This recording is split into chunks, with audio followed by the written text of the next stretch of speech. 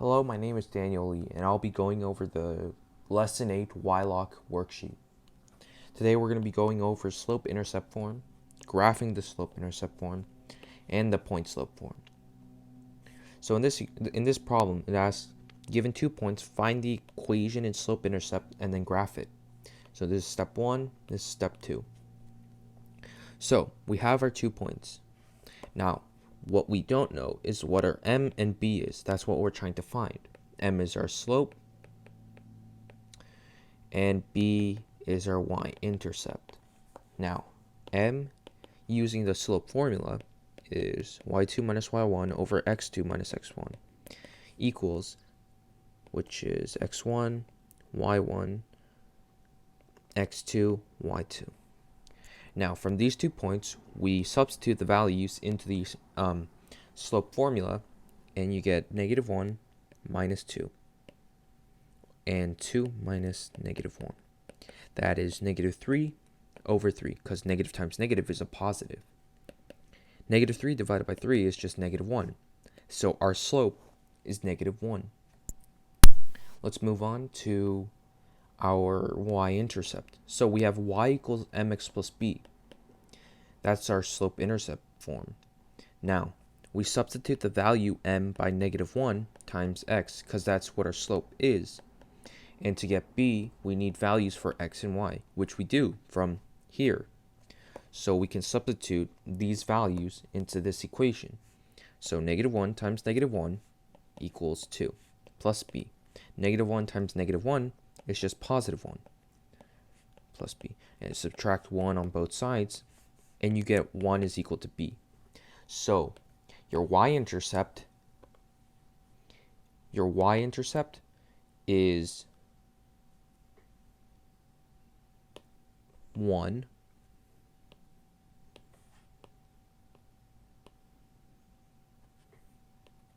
your y-intercept is going to be 1, while your slope is going to be -1. So your equation is going to be y equals -x plus 1. Now, we know that our y-intercept is the point in which the y-axis is intercepted by the equation. So, because it's a +1, we know it's at this point, 0, 1. That's where the graph intercepts the y-axis. Now, because we know our slope is -1, we know it's going to be decreasing at this level at a rate of 1 over 1, -1 over 1. So we know that it's going to look like this.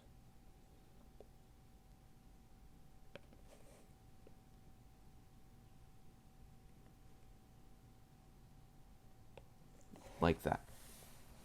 And that's going to be our graph for y equals -x plus 1. Moving on. Now,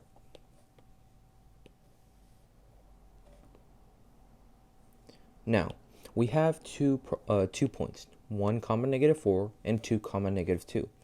So again, let's find our slope.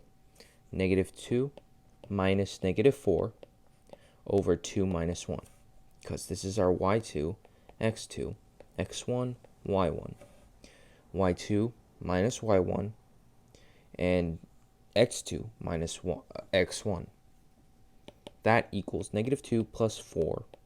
2 minus 1, which is just 1. 4 minus 2, that's just 2. So our slope is 2 in this problem.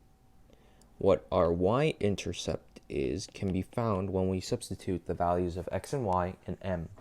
So we know what m is, and we can use an x and y value, 1, -4. So x is 1, y is -4, plus b. Now, -4 is equal to 2 plus b.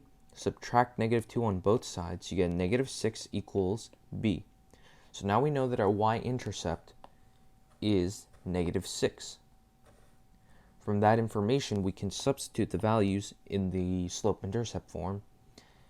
We know our slope is 2, so we substitute m with 2.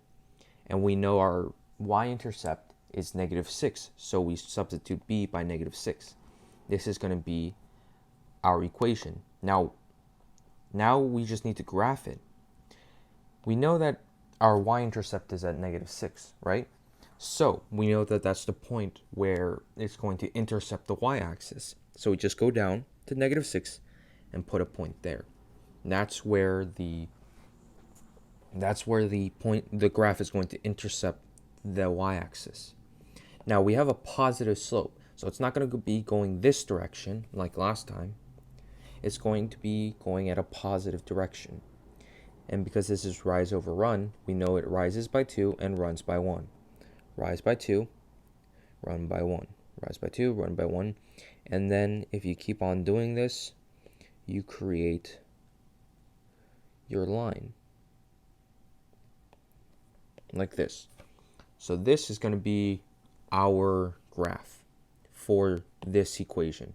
Y is equal to 2x minus 6. Okay, moving on. Graph the given slope-intercept equation. So instead of us having to find the slope-intercept equation, they already give it to us. Y equals x plus 2 and y equals -1/2 x minus 1. So y equals x plus 2. Well, we know that 2 is our y-intercept, so we go on the y-axis, we find 2. We set a point there because that's where the graph is going to intercept the y-axis. Now, we know that the slope is just 1. 1 times x is just x. So we know that it's positive, and we know it's going 1 over 1. Rise over run. Oops. Rise over run. Rise over run.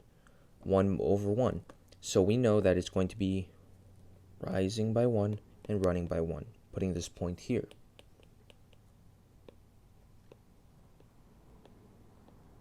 And if we just continue this process, we'll get a line that looks like this. And that's going to be our graph for y equals x plus 2.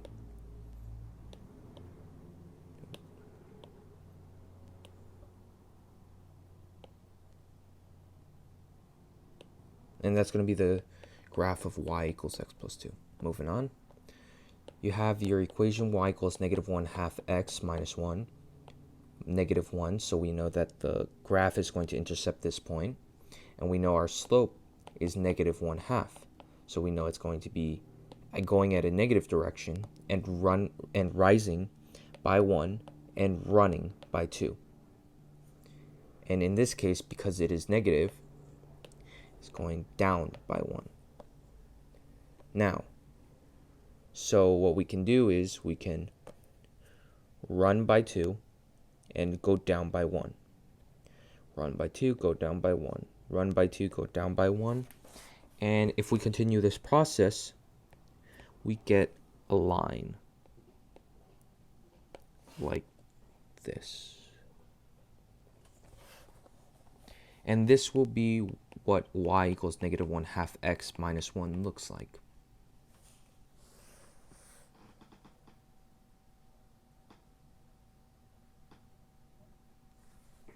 Moving on. Now, we're trying to do point slope form. Ax plus by is equal to c. Now, put the equation into slope-intercept form with the given point slope equations. So, they give us the point slope form. 2x plus 3y is equal to 1. But now we got to transform this equation into y equals mx plus b. So, see here, notice that y is all alone. So, what we have to do is we have to make sure that y is all alone in the final equation. So we can move 2x to the other side, -2x plus 1, because I just subtracted 2x on both sides.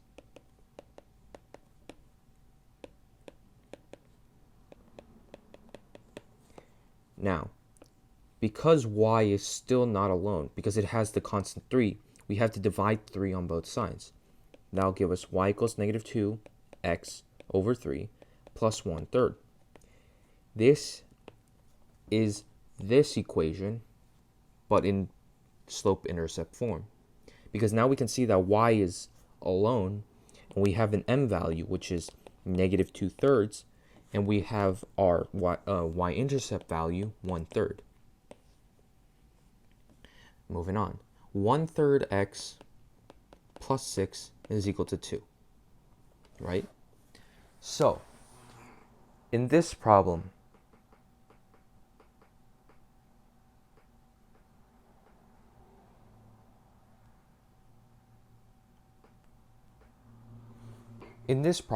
we don't have a y, we only have an x. So the only value that we can look for is x. So what we can do is 1/3 x. Now we have a plus 6 here, and we want to make sure the variables are all alone. So what we can do is we have to subtract 6 on both sides. That gives us 0. 1/3 x plus 0 is equal to 2 minus 6, which is just -4.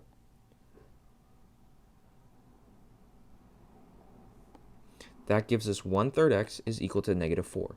Now to get rid of this 1/3, what we can do is we can multiply 3 on both sides, and that gives us x equals -12. Now what this equation says is that x is going to be a constant. It's not going to be an equation that has a change, that has a rate of change. It's going to be a rate of change of 0, and it's just going to be constant. It's going to be a constant value.